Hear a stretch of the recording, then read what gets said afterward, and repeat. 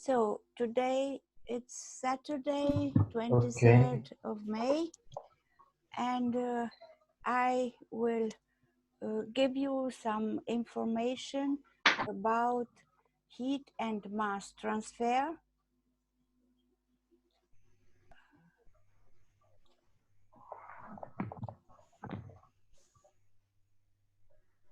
Do you see my screen? Yes.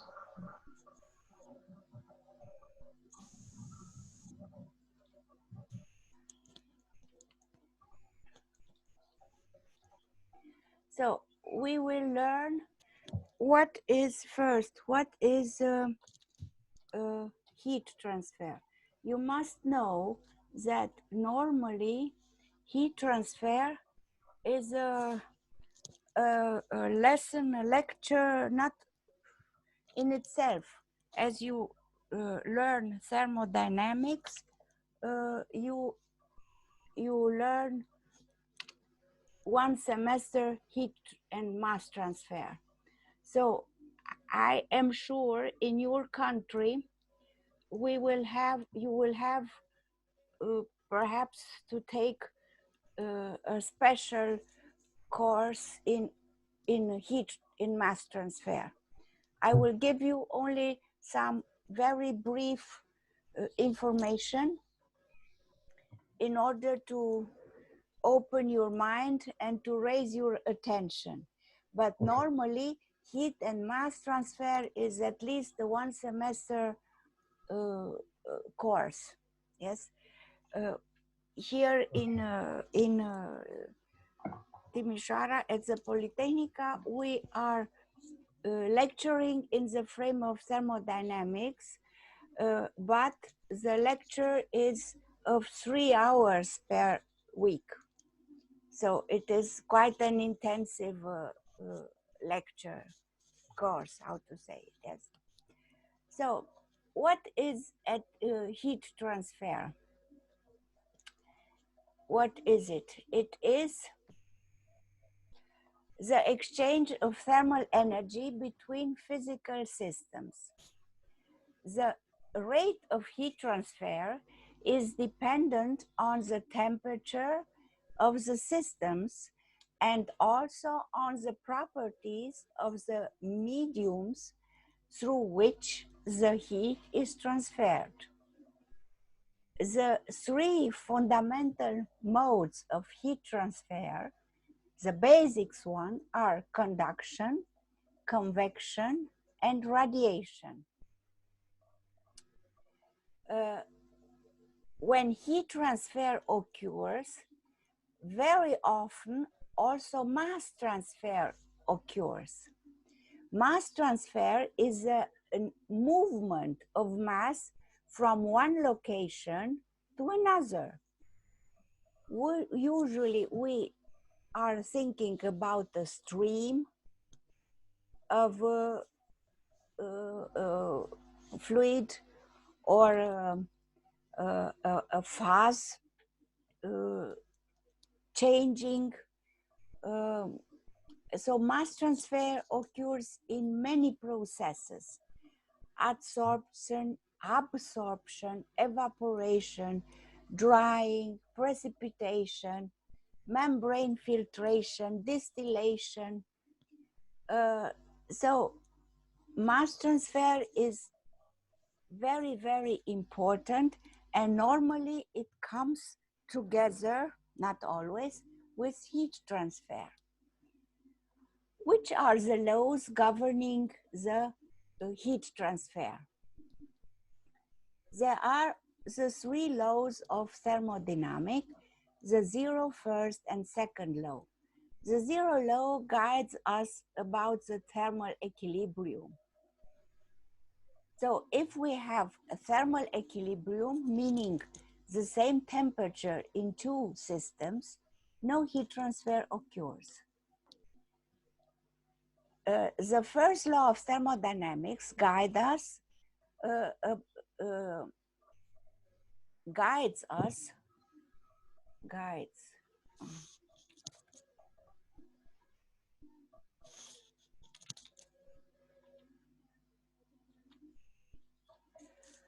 about the conservation of energy.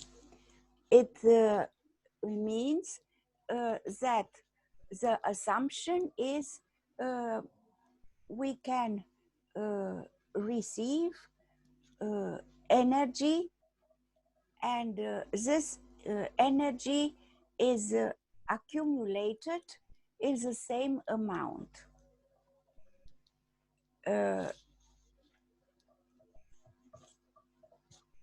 Second law of thermodynamics indicates us the direction of the heat flow.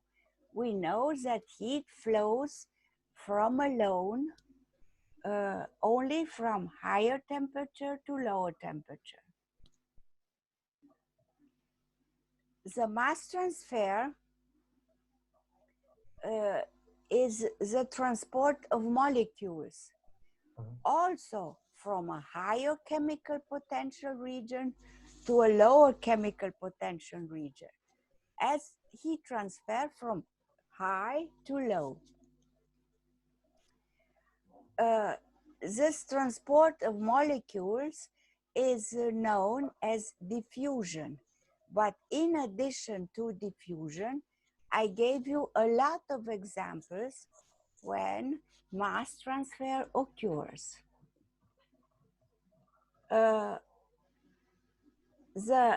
transport of molecules during motion, like a flow, is also called convective mass transfer.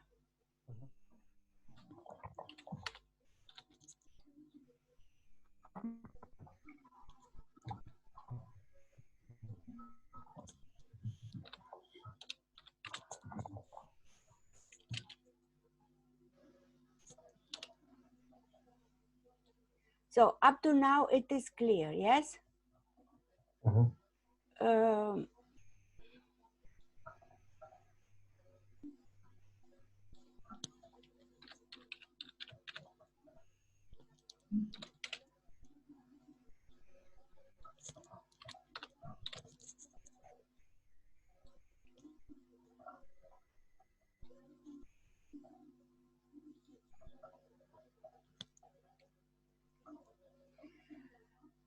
So heat transfer is very important for thermal engineers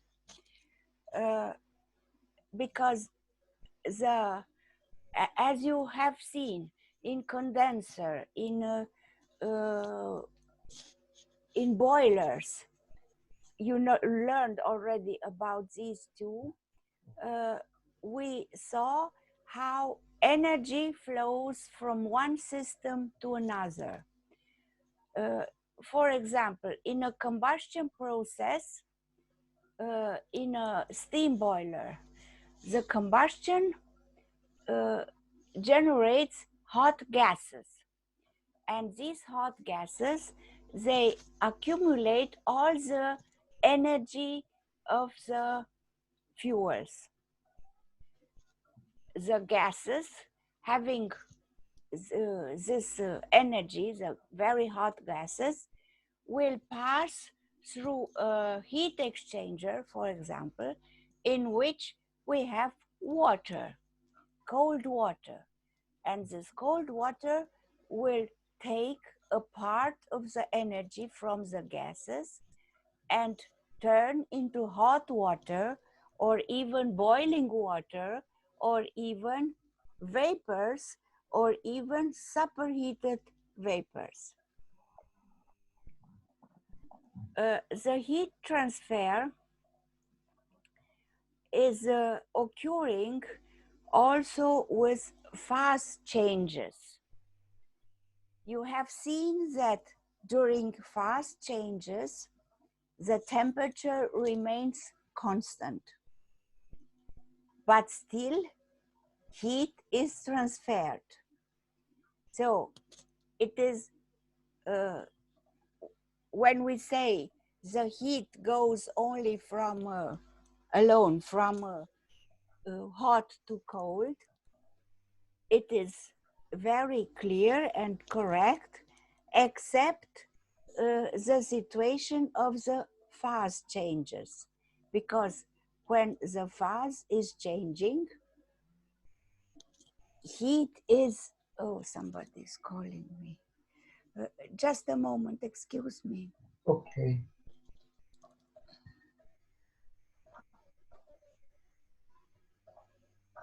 Okay. Just a moment, I have to.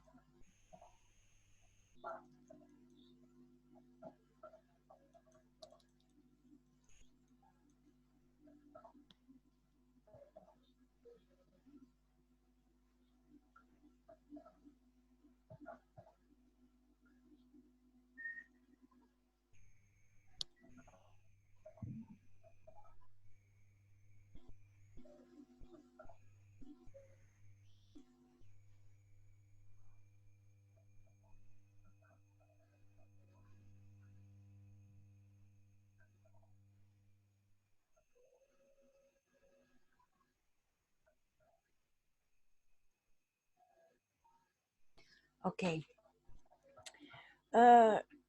So heat conduction. Now we will learn about each of them. Heat conduction, thermal conduction, heat convection or thermal convection, and heat radiation or thermal radiation.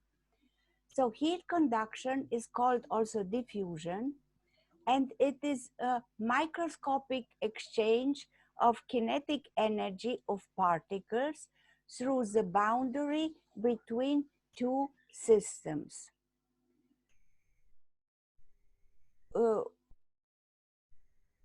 When an object is at a different temperature from another body or from its surroundings, heat flows so that the body and the surroundings, or the body and with the other body, reach the same temperature. So that we speak finally about thermal equilibrium. Such spontaneous heat transfer always occurs from a region of high temperature to another region of lower temperature, as the second law of thermodynamics indicates.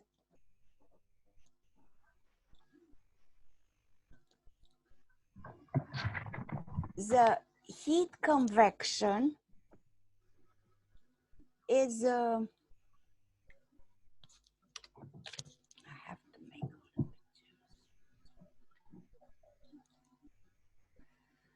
occurs when a flow of a fluid carries heat along with the flow of matter in the fluid. The flow of fluid may be forced by external processes, as for example,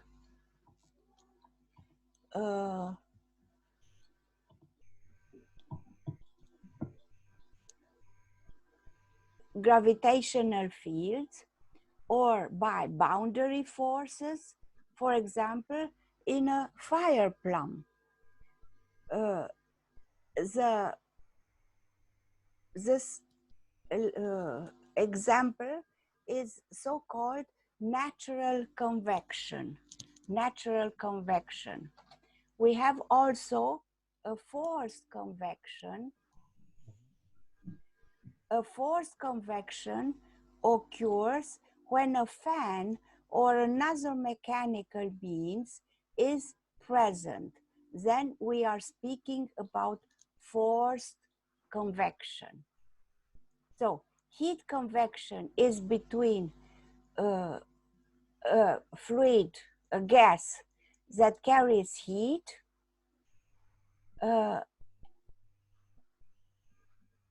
and it can be natural or forced. Natural, for example, when you open the window, and outside it is cold, in the room it is hot, then you will have what? Oh, A humidity. convection of the warm gases outside versus outside, and vice versa, the cold gases. And somewhere, if you leave the window very long time opened, It finally will be an equilibrium. an equilibrium, yes. So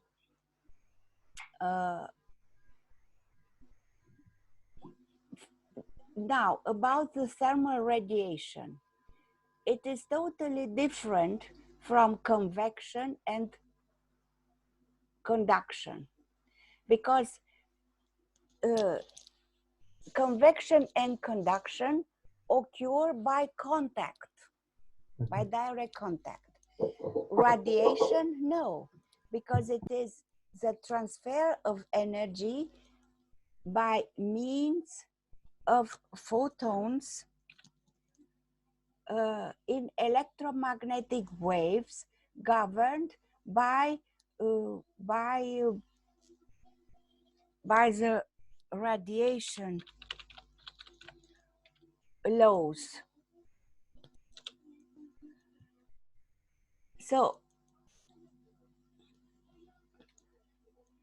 now you have to remember that heat conduction, heat convection, and thermal radiation are the main fundamental modes of heat transfer. Sometimes the advection is also mentioned. Advection is the transport of a fluid from one location to another. So it is in connection with the motion of the fluid. The conduction is named very often also as diffusion. Let's take an example. Oh no.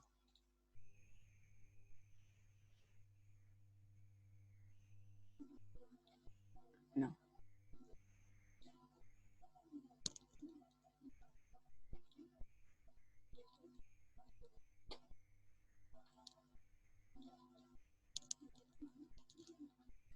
I can't find it now.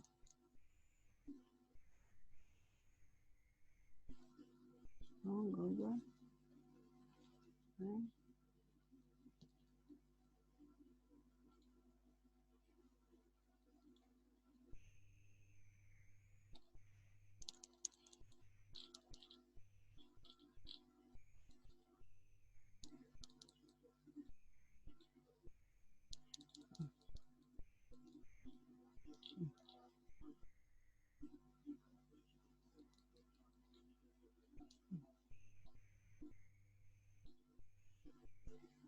I can't find it now. Okay.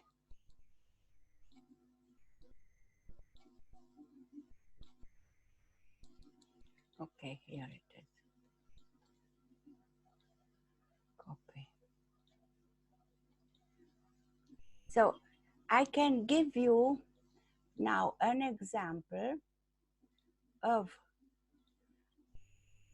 a real phenomenon. Here we have what? What do you think? I don't know, iron that we An iron, yes. Okay, that is very warm. It's warmed up, yes? Yes. Okay.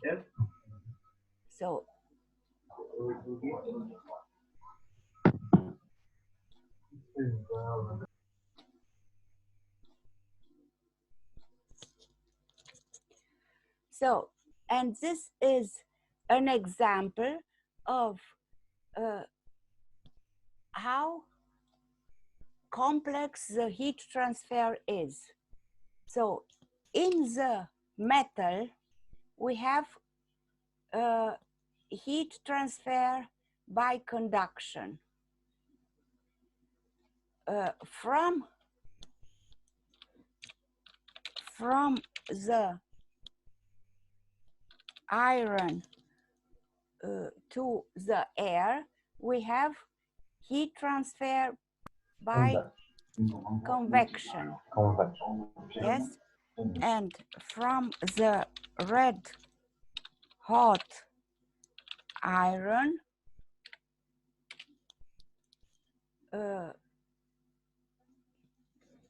to the air, we have what? Radiation. Okay. So this is example.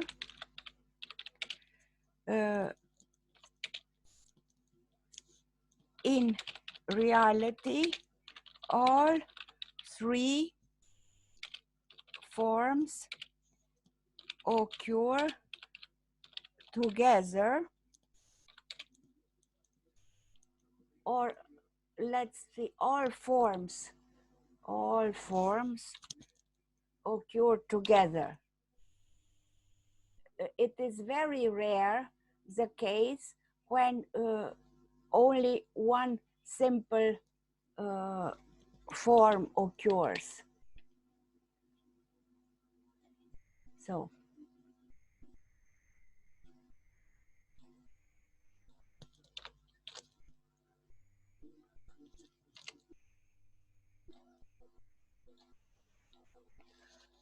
now it's clear, yes? But the difference is between the radiation and The radiation is a distance, not contact. You know, for the conduction, you have a contact here. It is in between, in the metal. And the convection is a contact between air and this hot piece of metal. They have contact. okay. Yes, but Oh, the air that's far away. I don't know. I hear somebody else speaking. Is somebody with you in the room? Yes, unfortunately. Yes, because I'll try to use my. Please use your microphone.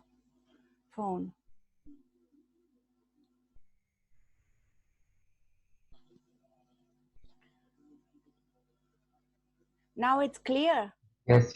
Now I. For example, to the air, or let's say to a person.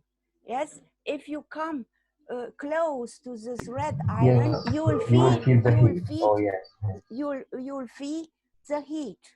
Huh? I get the idea.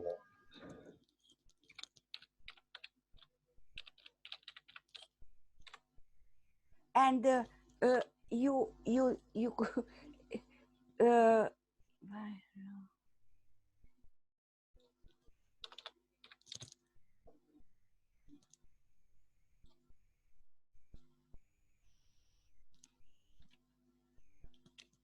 okay.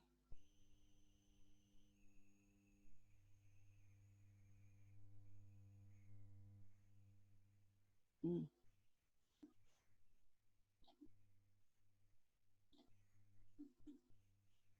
Okay, yes. So Okay. we have conduction, we have convection, and we have radiation.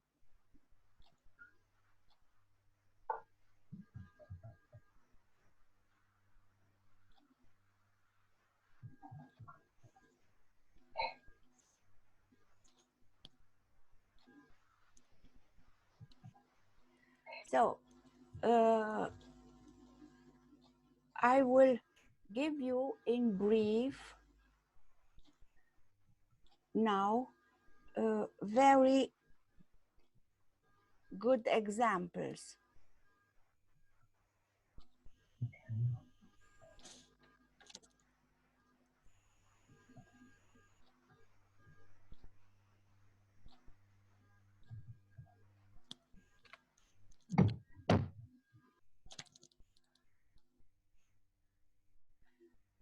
let's think about a plan. This is a plan. Yes? Okay. And here we have, so a wall that is plan. And we have 1, 2, 3 plans.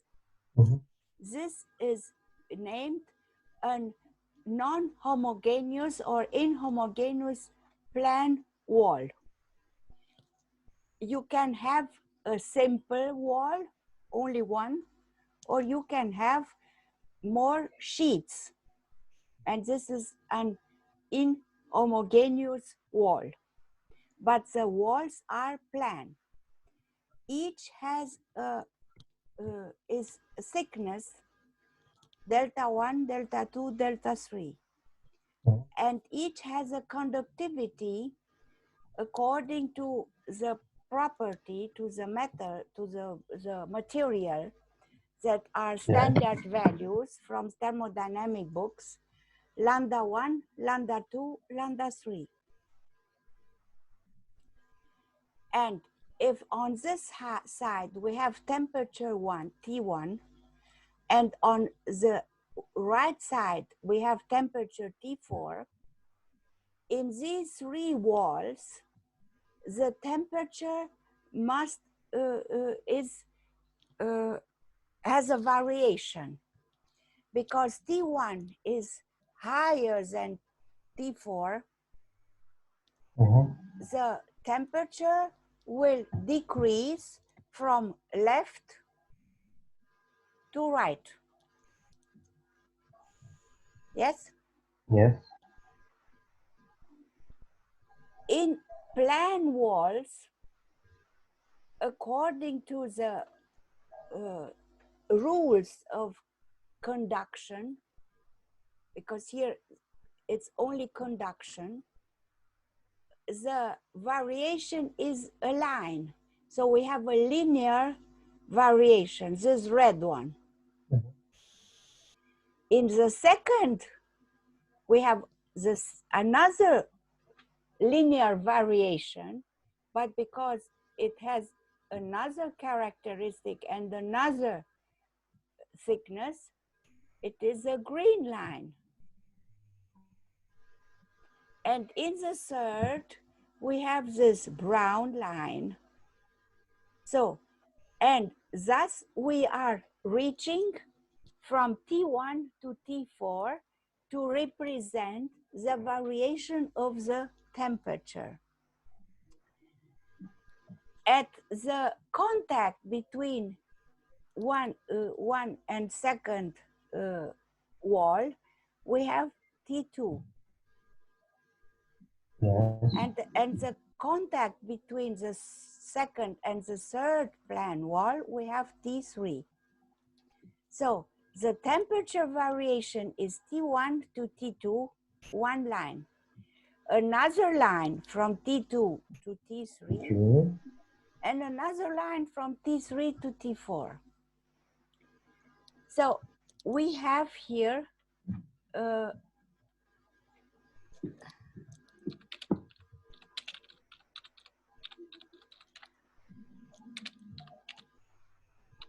conduction, yes? And the law for the conduction is given us the heat density. This small letter with a dot is named heat density. The heat density is depending on the characteristic of the wall, meaning the material by lambda 1 and the thickness by delta 1. And the difference between the two temperatures on the left and right side. And you can write that this flow is constant and the same in the first, in the second, and in the third plane wall. And this is here the relation. And this relation gives you the opportunity, if Q dot is known, to calculate the temperature. temperatures. Yes? So what you have to remember is this linear variation. Should I write it down? So this, I write it like this.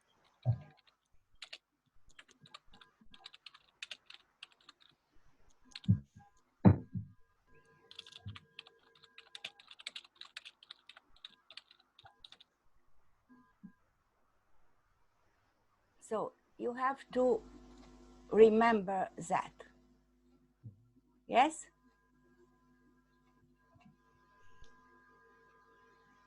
Linear variation.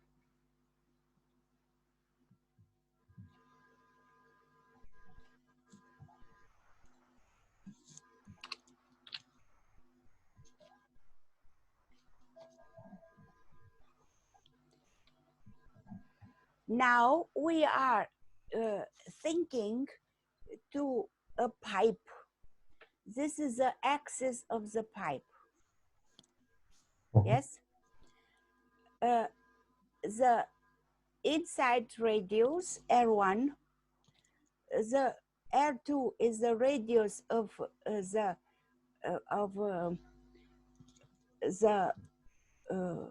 indicating the thickness of the pipe, the first sheet, and R3 is the final radius. Yes? So this and the pipe, let's say, is L meter long.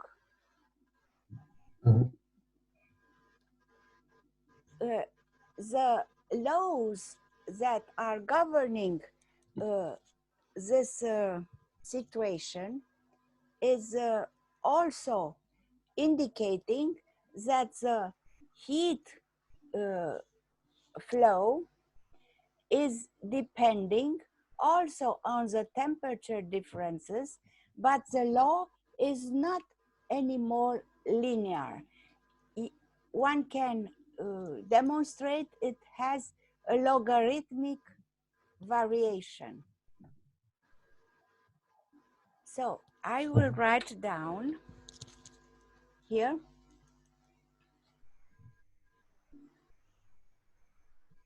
Oh,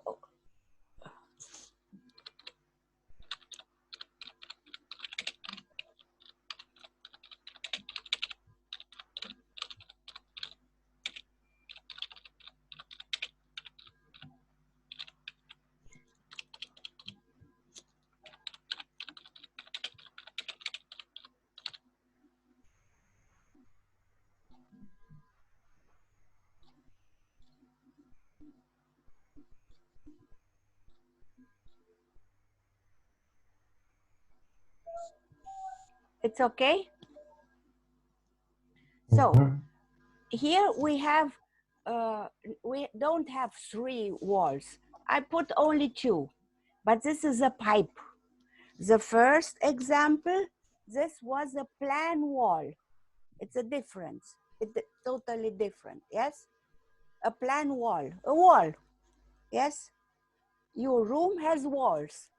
And when it is planned, it is named plan wall. This is a plan wall. And here we have not a plan wall, we have a pipe, yes?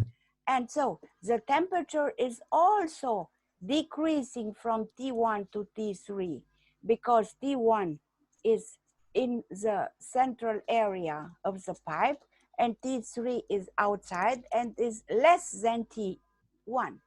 So the temperature will decrease, but the variation is logarithmic. Yes, and I mentioned here a green and after that a red variation. Yes, and here you have the formulas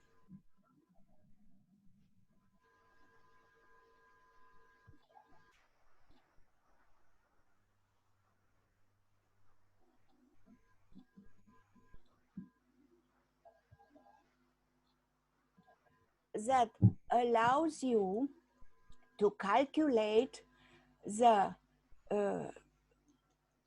either the heat density along L, the length, or the intermediate temperatures if you know uh,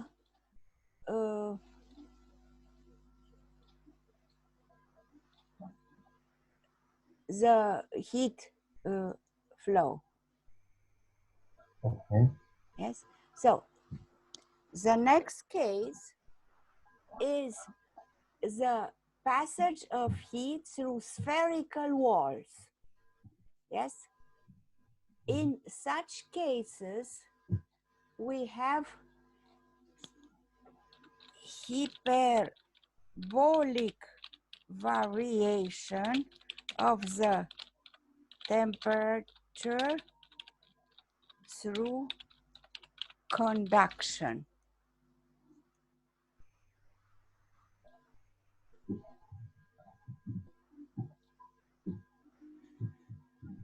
And here we have the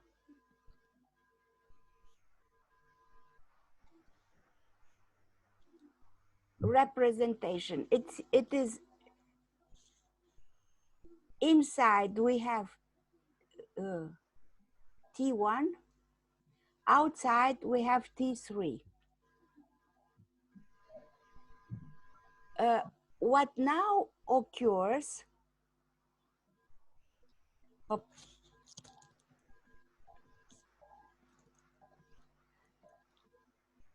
is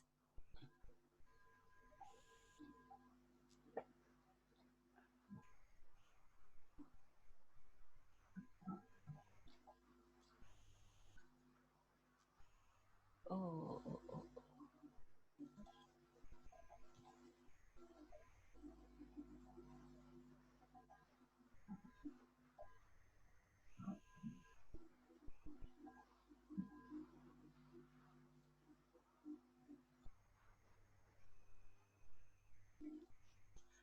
so conduction, we have conduction in these two walls.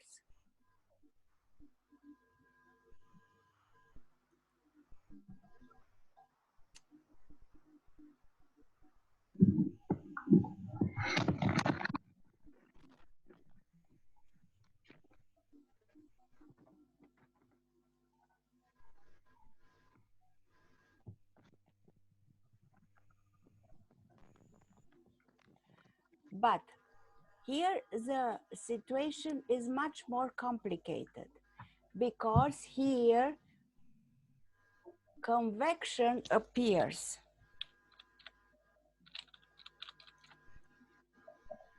Normally it appears also in the other cases, and I will do it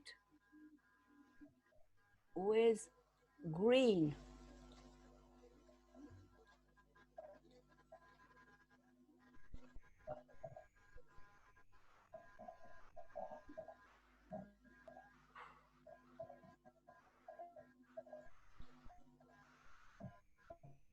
What is it?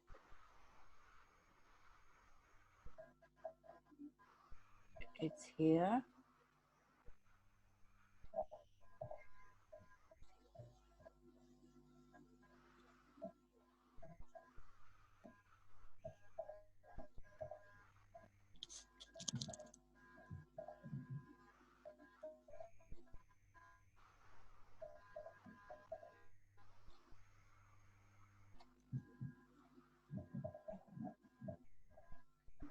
So inside the walls, we have conduction.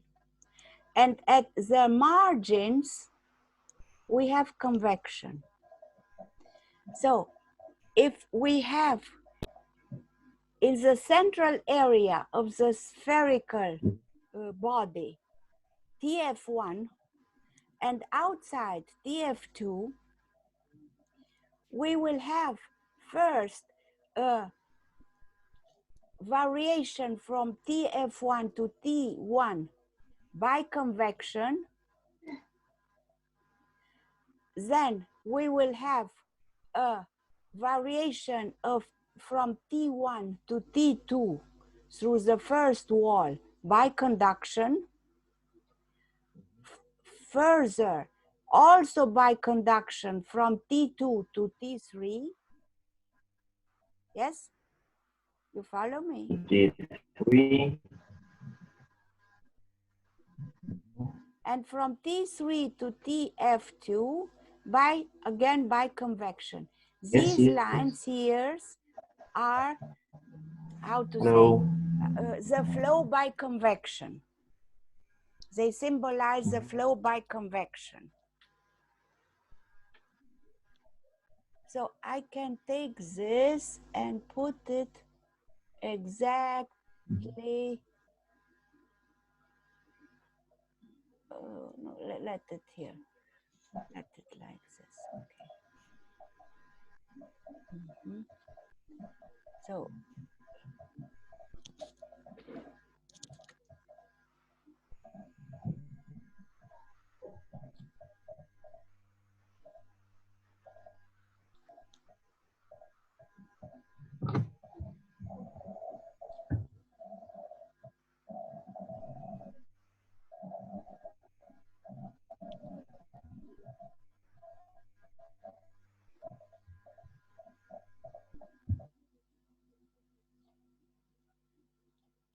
okay, you see it?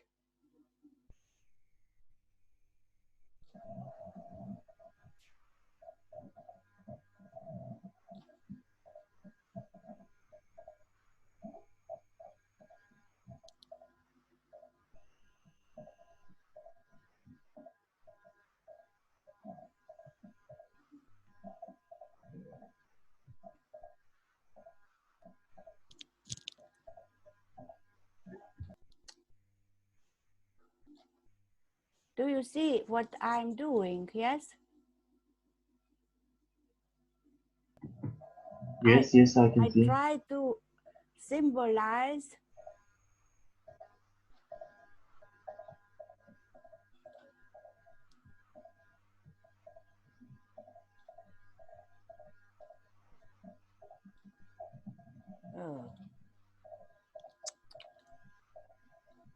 I can do it.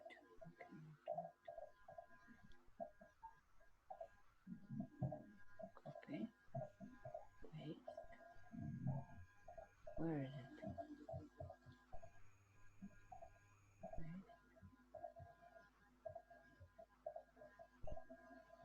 Okay.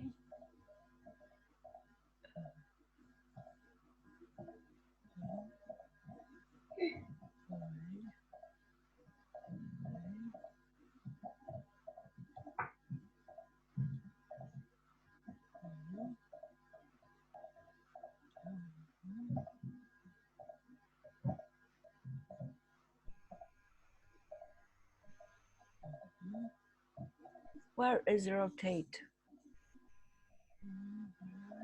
You can hold it from the green dot above it. Here? No, no, no. The same shape you are want to rotate. Yes.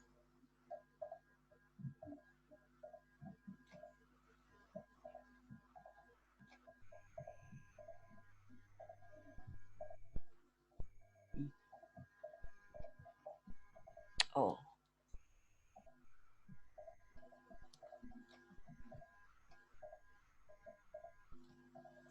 Oh, like this. Okay. Yes. And now I have to make with red.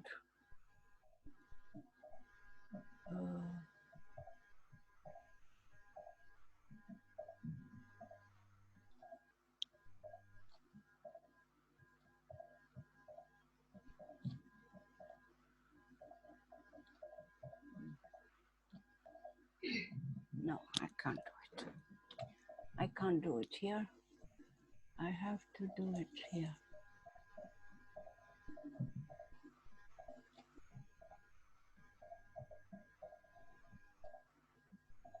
Okay.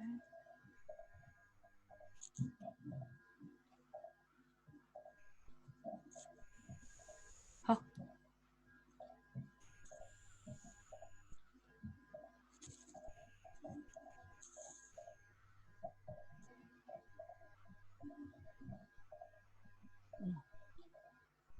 I can't do it. Okay, these lines should be red. Okay. Okay, so we have here convection, conduction, conduction, convection. Okay. Yes? So here we have a complex heat transfer. Here are examples of heat exchangers with steam, with normal radiators, as in our homes, steel radiators that are much better, bath radiator, the condensator from the Rankine cycle. Also here you have the cooling towers. Yes? Have you seen cooling towers? No, actually. No, they are near a power plant.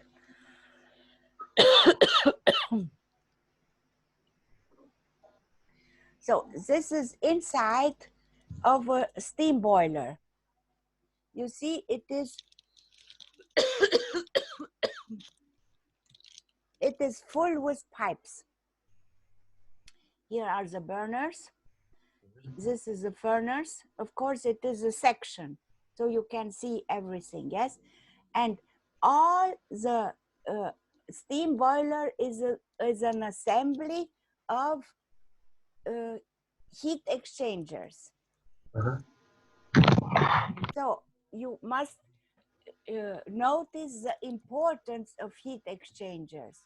They are in practice very beloved. For all heat exchangers, the general rule is that heat flows from the hot source to the cold source.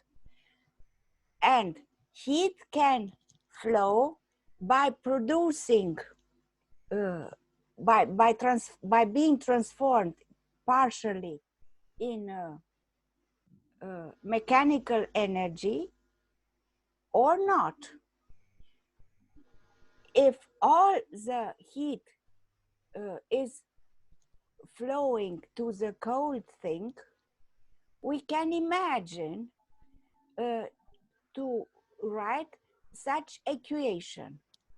Q is the heat flow. It is measured in watt because it has a dot. It is not heat. It is joule per second. It is watt. Okay. M is the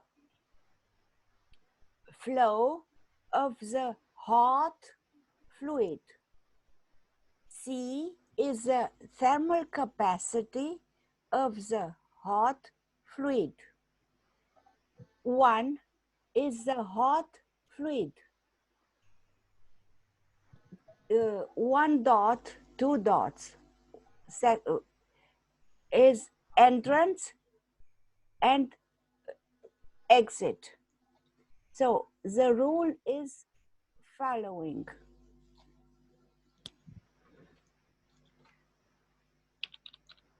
Flow, heat flow,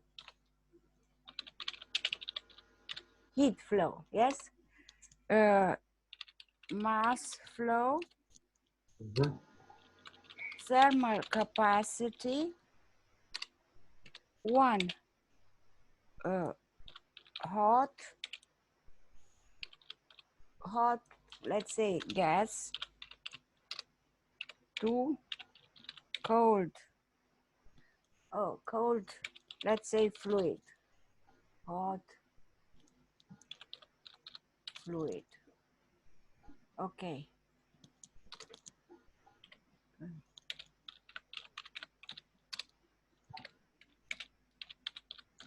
So this is the rule, yes?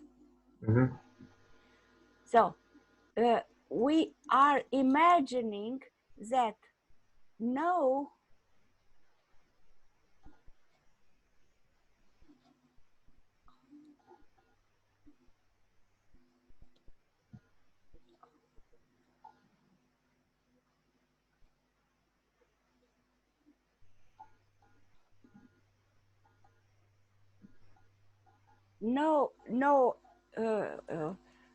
energy is transformed to mechanical energy.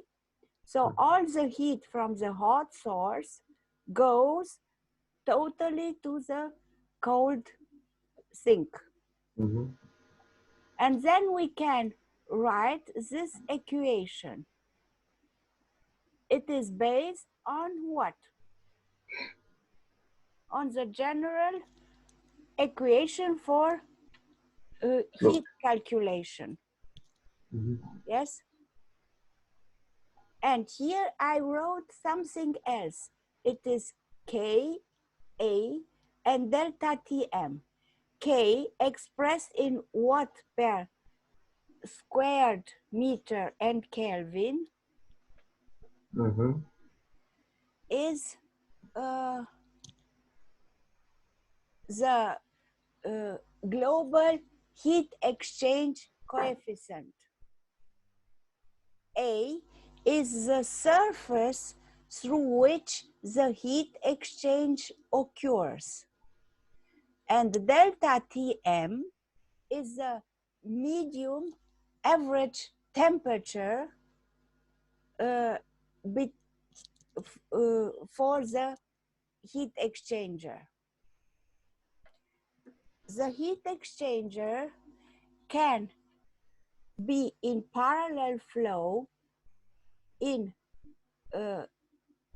concurrently flow,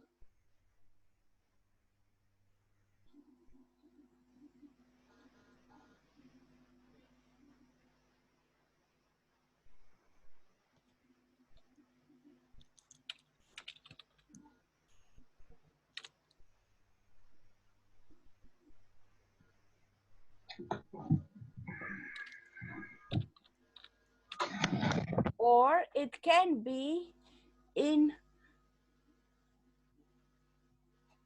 countercurrent flow, A and B. Mm-hmm. Yes? So one is the hot fluid, two is the cold fluid. And they start together through the heat exchanger. So the fluid one will get colder, and the energy goes to fluid two that is warms up. Yes, and the Mm-hmm. two flows can be parallel in concurrently flow or in countercurrent flow.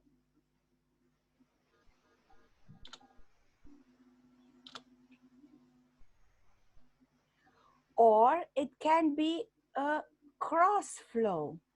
Mm-hmm. In reality, it is a mixed flow, for example, like this. This should, Mm-hmm. yes, here is the entrance for one for the hot fluid, the exhaust for the hot fluid. Here is the entrance for the cold fluid, and when it gets out, it is hotter, and fluid one is colder.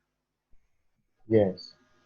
So the difference as average temperature is very, very important.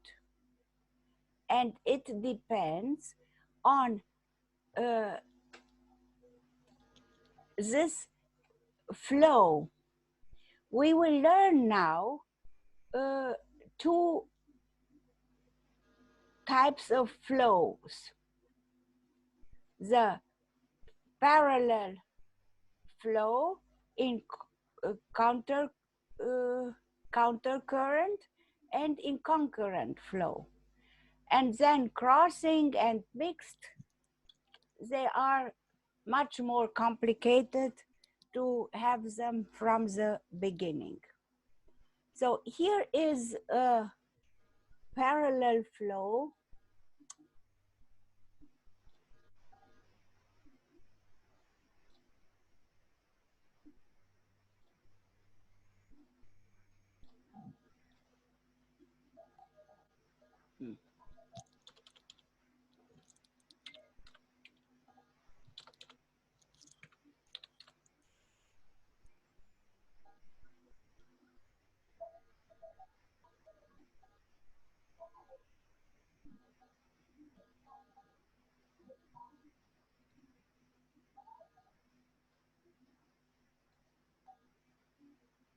Okay.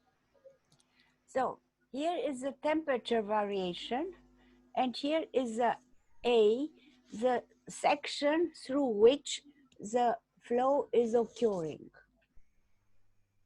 Remember, 1 is the hot fluid, 2 is the cold fluid.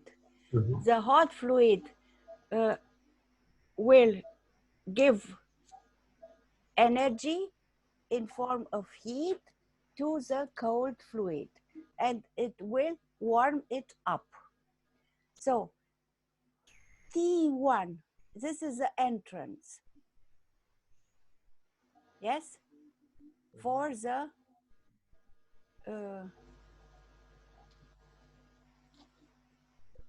here we write entrance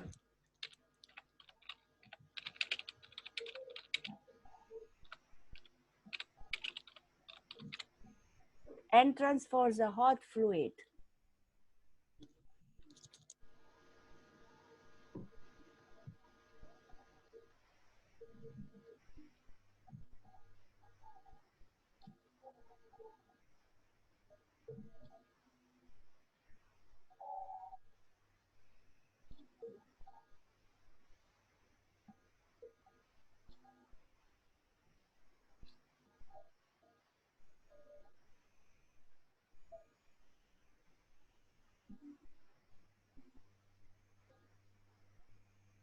And here, what have we here? Can you tell me? The sink, the cold sink. No. It is the exhaust of the hot fluid.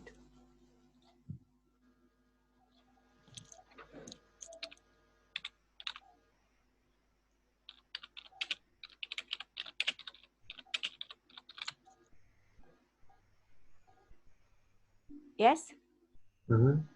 Here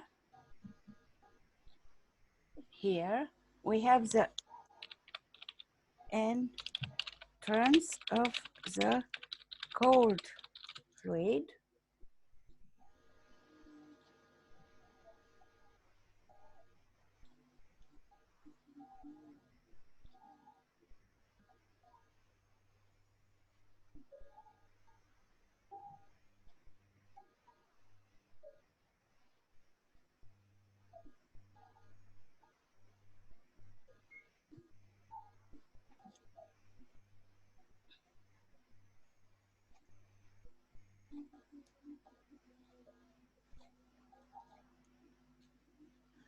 And here at the other end, we have the Exhaust of the cold fluid warmed up. Yes? Okay.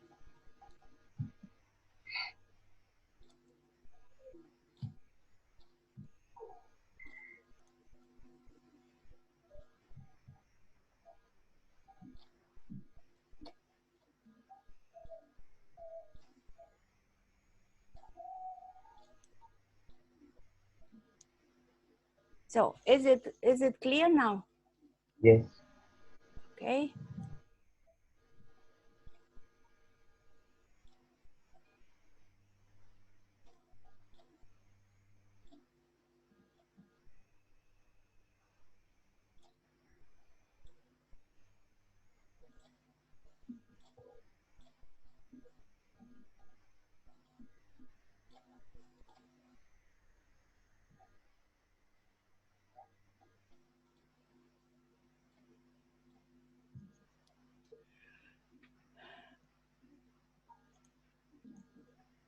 you can see here the two arrows, yes?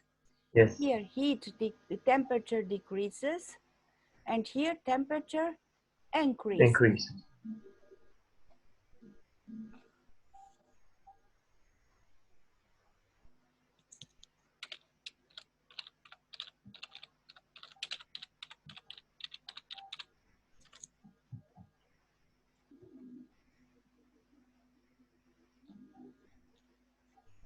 We will mark this difference with delta T, capital letter, delta, and this is delta small letter, yes? So delta capital letter is T1 dot minus T2 double dot, yes? And the small delta is T1 double dot minus T2 dot. dot, yes? Yeah.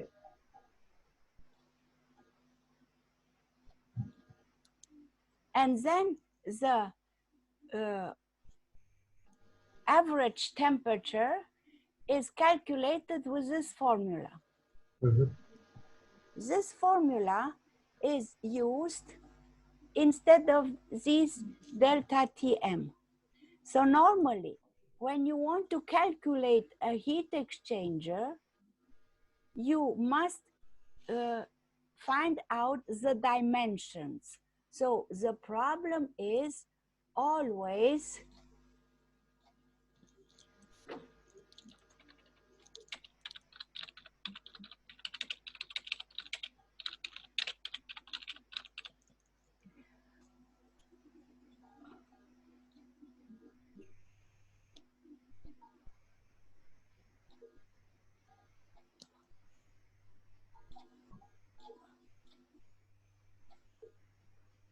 so how large must the heat exchanger be? And these dimensions, if you know how it is given by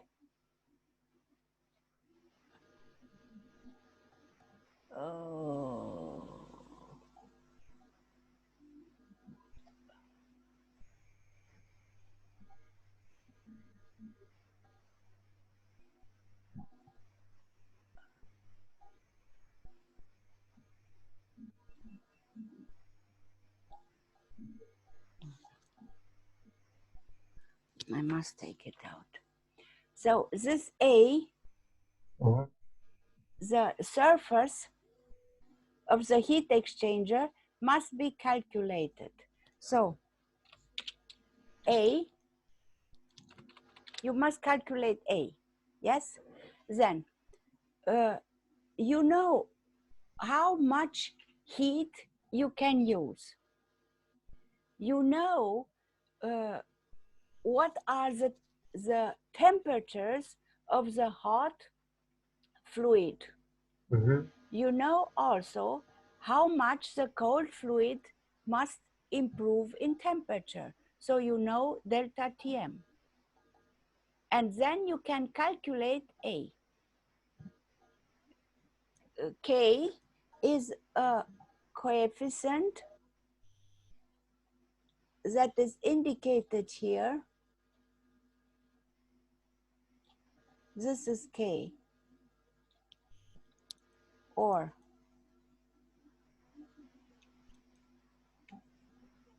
this is an example for this spherical walls. But K has different, let's say, expression according to the form of the walls. It is given in the literature. I can show you some other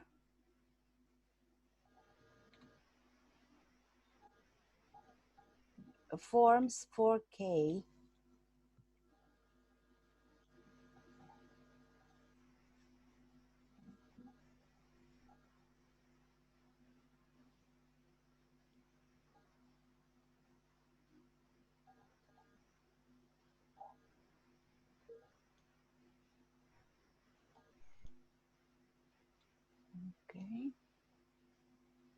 This is one.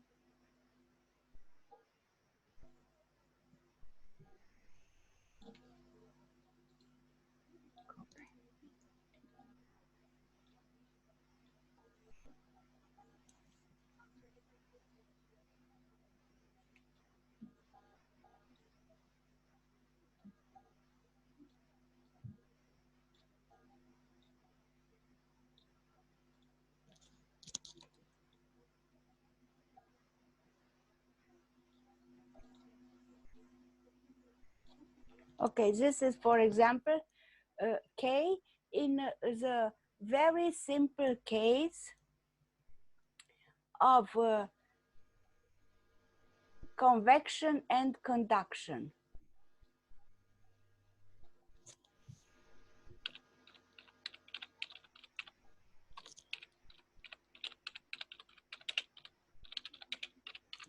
In a plan wall. So I give you examples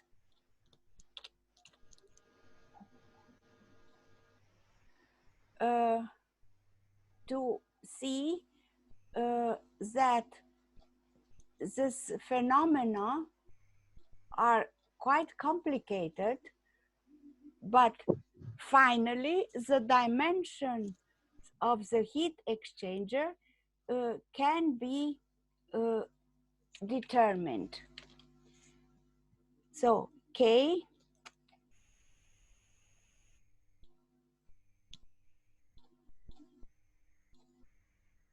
it doesn't want to update.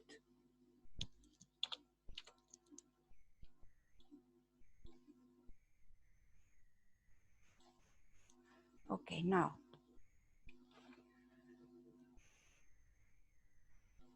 So we go back to our example. Now we calculated this average medium temperature difference, yes? And we know K, for example, this. We know the heat flow, and then we can calculate A. Yes? And this is the case of the counter current heat exchanger, parallel flow in counter current. And in parallel flow, in concurrently parallel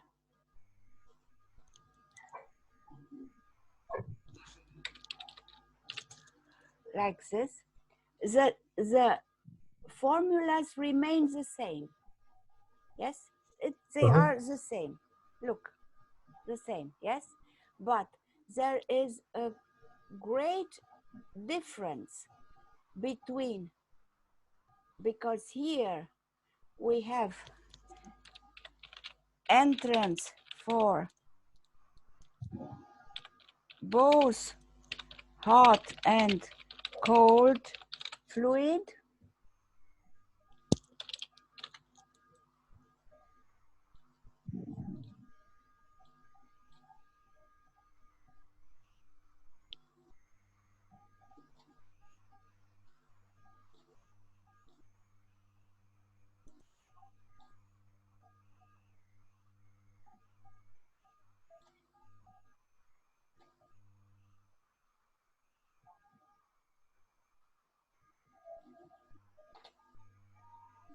Can you follow me, yes? Yes, but shouldn't be T1. Yes, it's T1 dot, not double dot. T2 dot, I mean, sorry. That is at the exit. Double dot is the exit, is the Yes. interest? No, simple dot is the interest, yes. enters, yes? Two for the cold and one for the... Yes.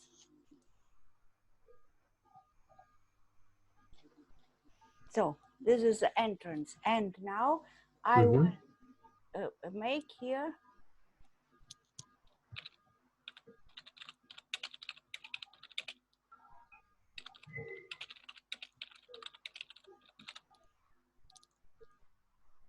I make them green.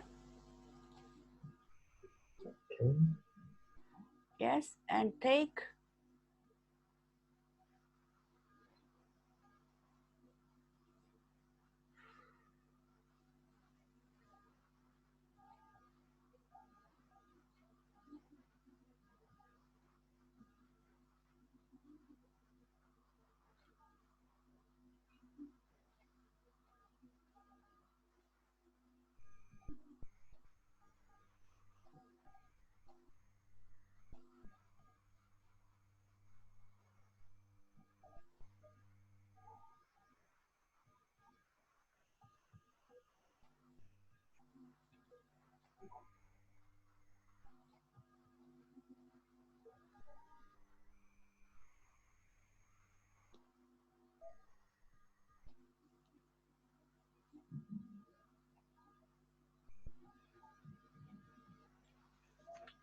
yes.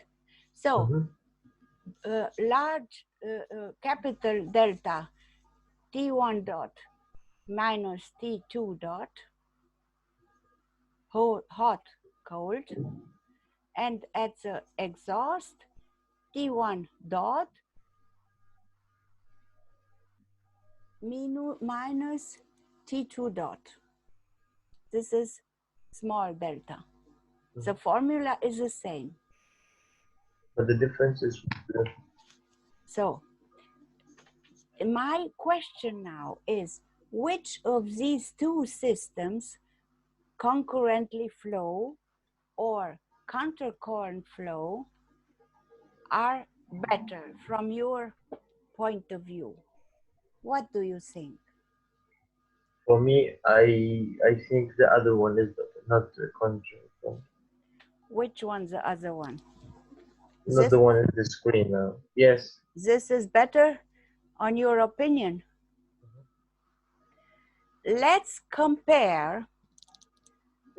We know that heat goes always from hot to cold. Yes? Oh, but the other one is, I don't know actually. Let's see here at Yes. the exhaust. T1 dot double dot must be higher than T2 double dot, because otherwise we don't have a heat exchange. But here T1 dot can be smaller than T2 double dot.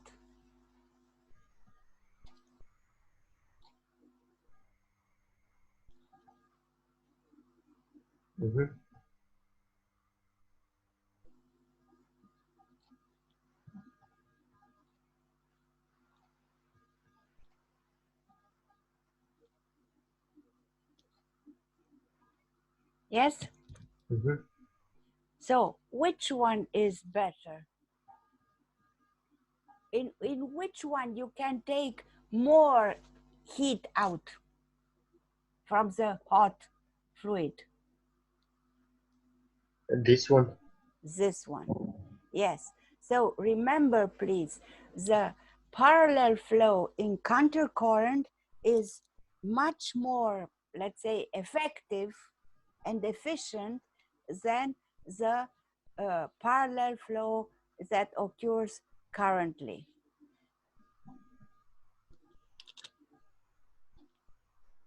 Yes?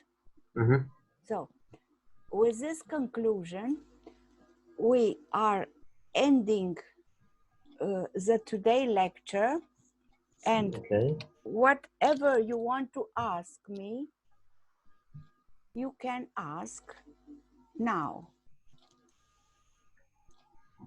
If can I share my screen, or you can open the homework? Please share your screen. You cannot start screen sharing. Oh, you have. You should.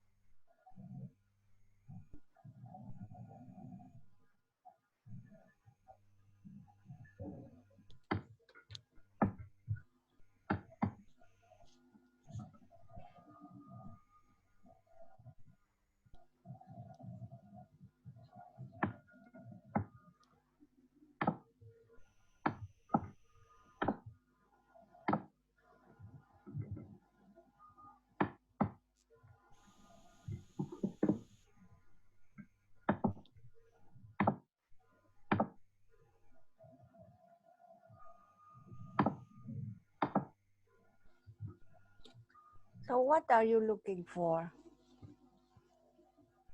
Yes. Yes.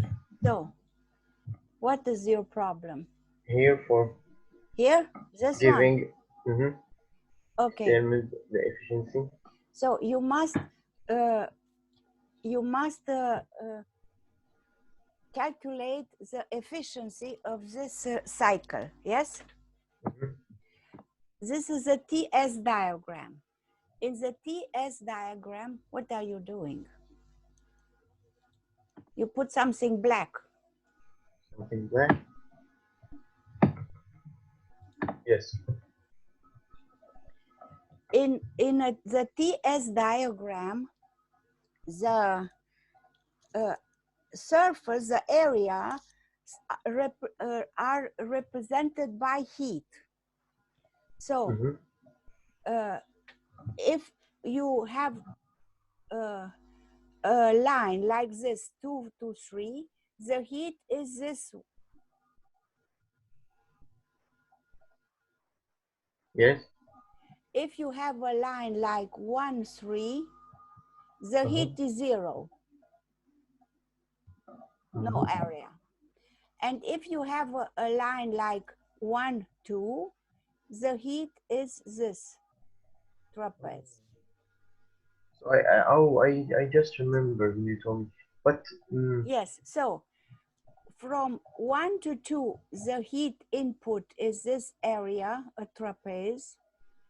From 2 to 3, it is the exhaust heat. Yes.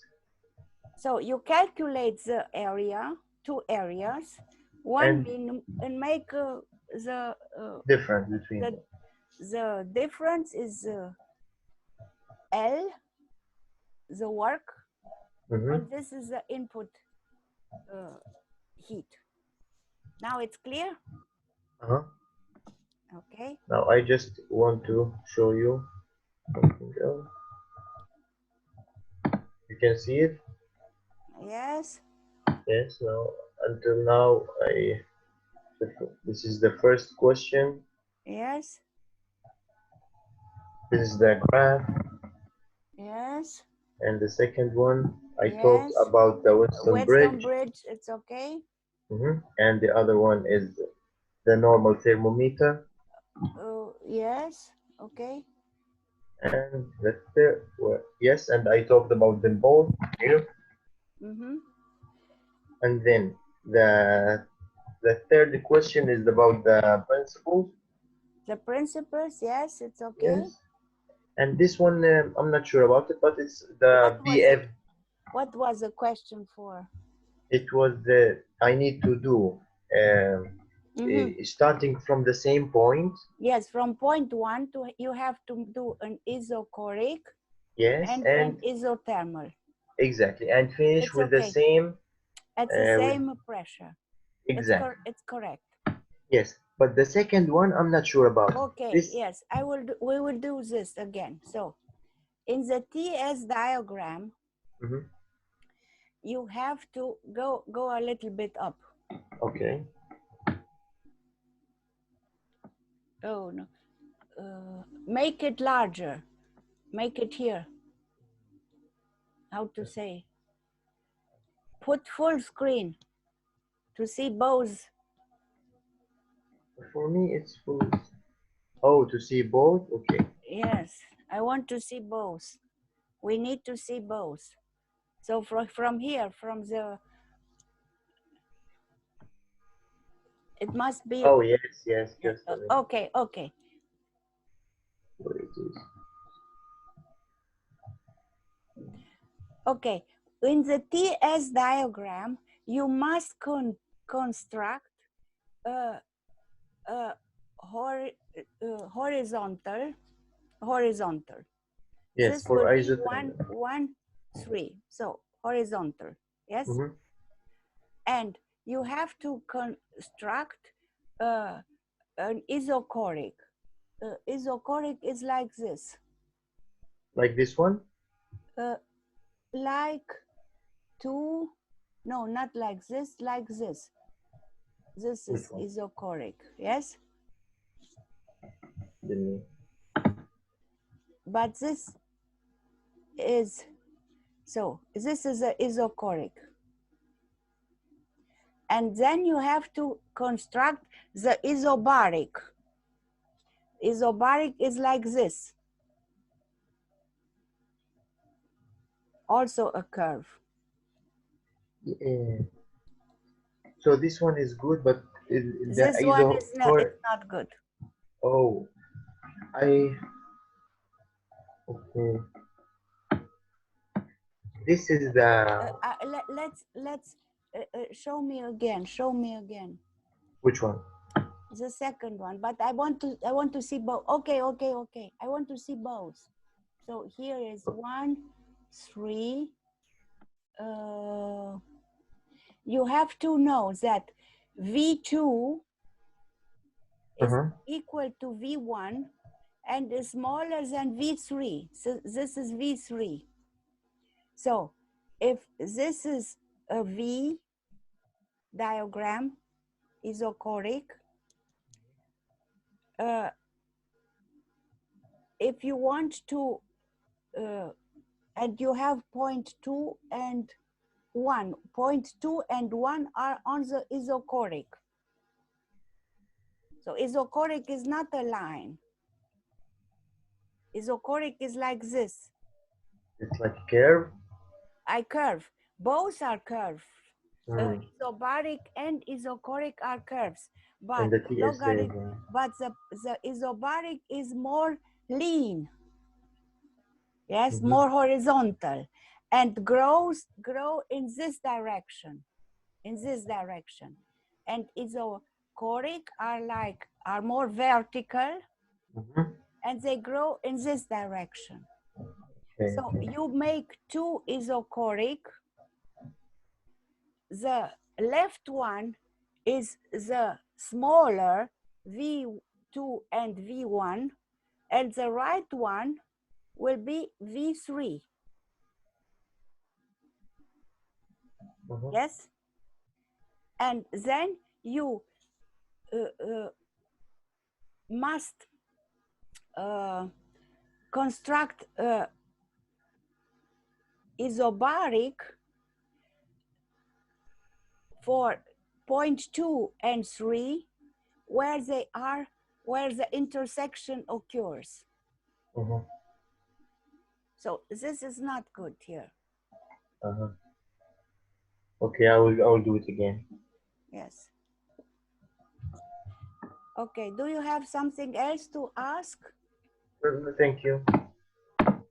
Then I cannot be on Monday with you because I am going to cut my hair.